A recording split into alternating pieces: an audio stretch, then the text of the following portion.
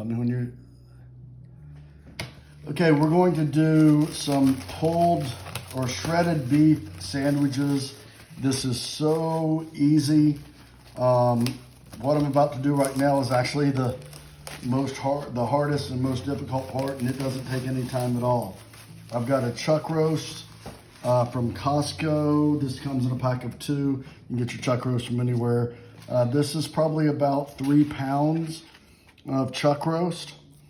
And what I'm going to do is I'm going to use mustard as a binder. You can use anything as a binder. You can use, worst world in the world sauce. You can use, hot sauce if you want. I choose mustard.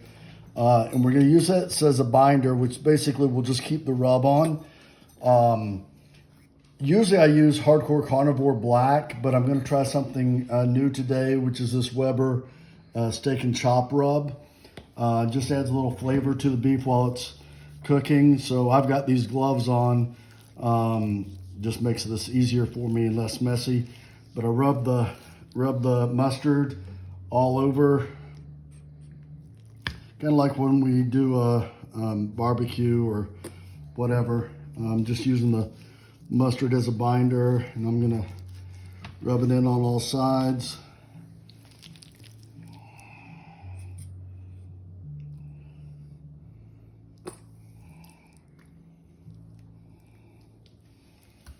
Again, you could do this as Worcestershire sauce or hot sauce or whatever.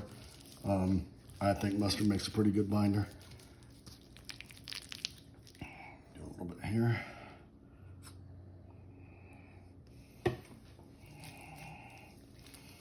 And now we're going to, I should open this up first.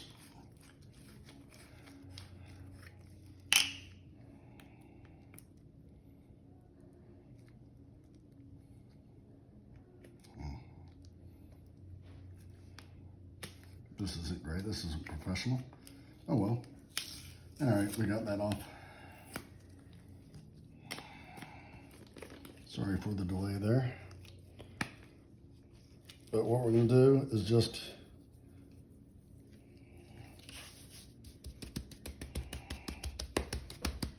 put that rub on, pat it down.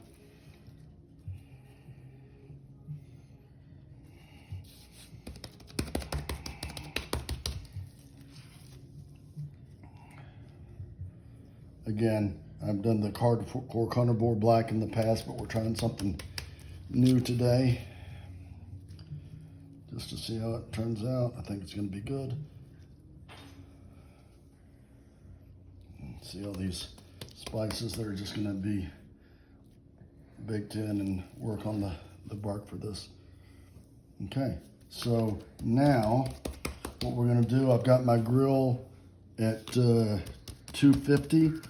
You could also do it in the oven if you wanted. You just have to have a drip pan underneath. But we're going to do indirect heat, 250 for 3 hours. Set it and forget it, low and slow. Okay, I've got it on indirect heat. I've got a flame over here and a flame over here. And I'm just going to shut this. It's going to be on 250. It cooled off because I opened it up. But it's going to be on 250. And I'm going to leave it here for 3 hours and do absolutely nothing.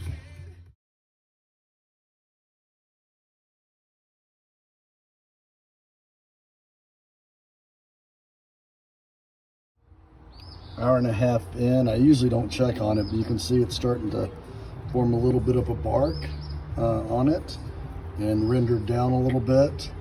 So we're going to let it go for another hour and a half, and then we'll do the crock pot stuff.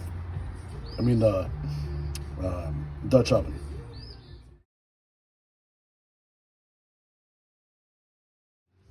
Okay, the chuck roast has been on here for 3 hours. You can see that it's rendered down and it is a lot smaller than it was when we put it on here.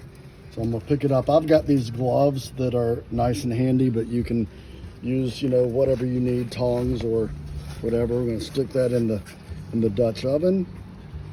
And we're gonna take some minced garlic.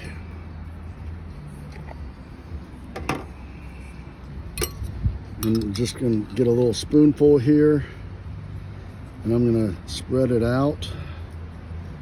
Okay, press it in.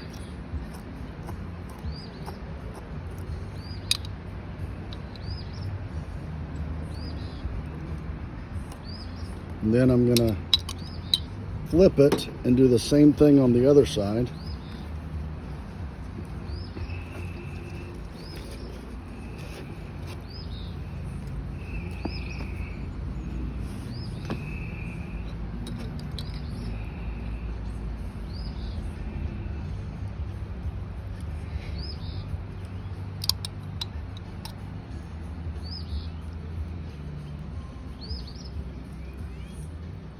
Okay, and then 2 cups, I've got one already poured, but 2 cups of beef broth.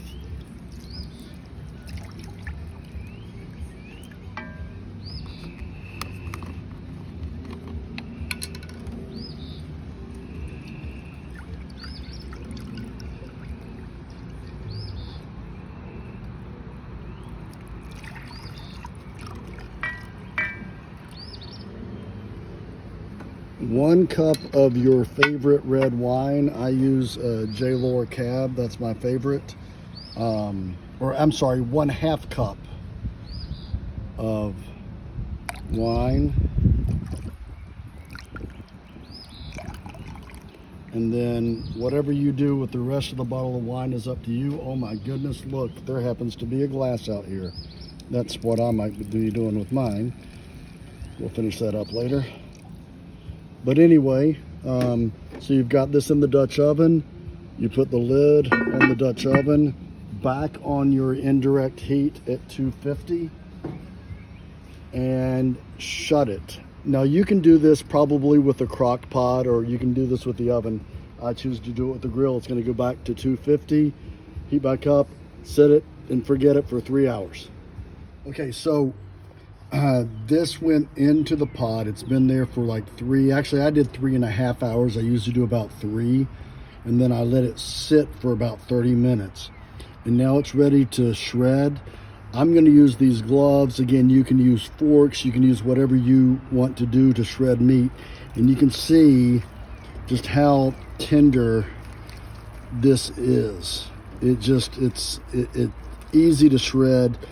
Fork, hands, or with gloves, or whatever whatever you choose.